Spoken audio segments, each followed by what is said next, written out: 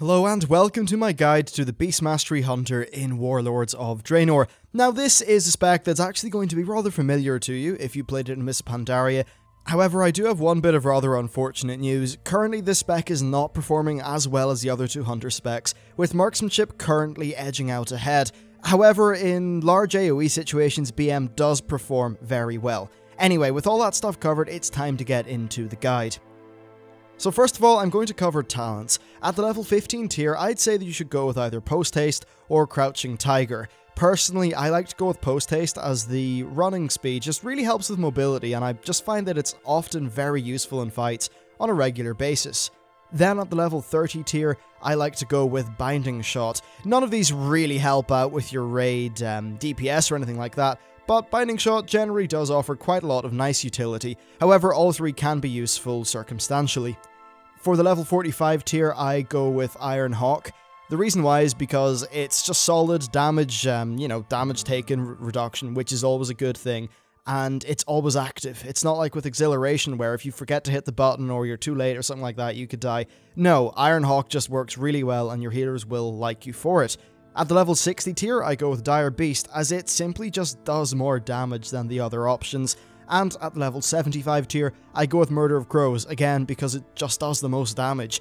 Then moving on to the level 90 tier, your choices are more circumstantial. So Glaive Toss is the best single target one, and Barrage is the best in multi-target fights. Due to the nature of many Warlords of Draenor encounters, Barrage will sort of win, though personally I do just like using Glaive Toss, partially because I'm lazy, but also because its 15 focus cost means that it's so easy to weave into your spec, and it's just really for convenience. Plus, on my Marksmanship, which is my main spec, I'm just very used to weaving in Glaive Toss, so it works out quite well. Either of these are good, but circumstantially, if it's only a single target fight, Glaive Toss. If there's multiple targets, go for Barrage. Then finally, at level 100, we have to choose Adaptation, as it's just performing the best at the minute. Unfortunately, the other two talents just aren't really up to snuff. Then finally, your pet should be in Ferocity spec, as that is the best one for raiding. Now then, let's move on to Glyphs. So as far as Glyphs go, there's decent choice, but nothing that will do anything crazy for your DPS. Animal Bond is a must, as it will help out your healers. Then also Deterrence is, in my opinion, pretty much mandatory, as the extra damage reduction can be vital in some scenarios. Remember, Deterrence doesn't deflect everything. There are some things which Deterrence will only decrease the damage from, so having this glyph is really nice. Now, the Glyph of Disengage will increase the distance of your disengage, which is kind of useful depending on some fights, though often I find that I just want to disengage a relatively short distance and then use the speed from Post Haste to do most of the movement, and certainly it's very easy to throw yourself off a platform or maybe go too far into the fire or something like that with the Glyph of Disengage. Also, the Glyph of Liberation can be used, though it is exclusive with the Glyph of Disengage, and all it does is just give you a 4% heal whenever you disengage. I suppose it can be useful, but come on, 4% really isn't that much. Now, in terms of the minor glyphs, none of them really help your throughput, so just read your spellbook to see what ones you're really interested in. Same goes with the major glyphs, but I do recommend having the Glyph of Lesser Proportions so that your pet doesn't bug the melee players as much. Next, let's move on to gems and enchantments, and then also statistic priorities. Now, these are way easier in Warlords of Draenor, so you just want as much multi-strike as possible. Use multi-strike Talodites for any of the gem slots that you get, and use multi-strike enchants for all of your other slots. Then you also want to use the Megawatt Filament as your weapon enchant, as it's currently performing the best.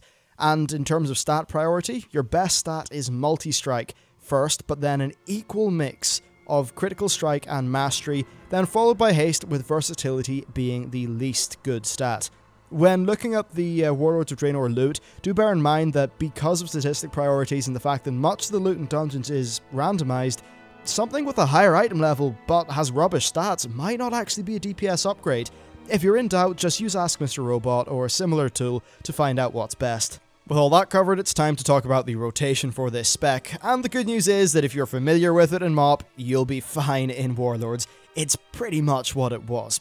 So the core rotation is just to use Kill Shot when available, which is under 20%, then use Kill Command as much as you possibly can, then Glaive Toss / Barrage. Then just use Arcane Shot to spend additional focus, and then Cobra Shot to regenerate focus. In general, well, actually always, you never ever want to go above 120 focus because, well, obviously that's just losing damage, which is pretty silly. Now, on top of all this, you want to use Dire Beast on cooldown and then focus fire whenever you get 5 stacks of Frenzy. The button should glow. Then, your main cooldown is Bestial Wrath. It lasts for 10 seconds, and Kill Command has a 6-second cooldown, so you want to time your Bestial Wrath so that you can fit in 2 kill commands. I recommend delaying Bestial Wrath for Kill Command, and then never delaying Kill Command for Bestial Wrath. I think that's the best way to do things overall. So, on the whole, your priority for your shots is Dire Beast first, then Focus Fire if you're at 5 stacks, then Kill Shot, then Kill Command, then Glaive Toss/Barrage, then Arcane Shot, and then finally regenerate the focus that you need with Cobra Shot. Always be sure to never delay a Kill Command or Glaive Toss/Barrage if possible. It's really important that you manage your focus so you can always use those as soon as possible. Now, let's talk about AoE just for a second. When you use multi-shot, your pet gets a 4-second buff called Beast Cleave. This will cause your pet's melee attacks to hit nearby enemies. So, when you're fighting multiple mobs, just keep 100% uptime on this. And then if you're fighting over 6 mobs, I'd say that keeping up Beast Cleave takes priority over using a kill command as soon as it comes off cooldown. And that's pretty much it for how to play the Beast Mastery Hunter. It's not a particularly hard spec, though it's kind of relaxing to play, I suppose. You do get into the flow of things, and that works out quite well. Also, the extreme mobility of the Hunter in general, but also just of BM, is very nice. And if you are in a raid, you should be the one who's volunteering to do any movement-intensive tasks, because it's going to impact your DPS a lot less than many other classes. Anyway, that's it for this guide. I hope you found it useful. Be sure to subscribe to the channel for daily World of Warcraft content. Thanks for watching, and I will see you next time.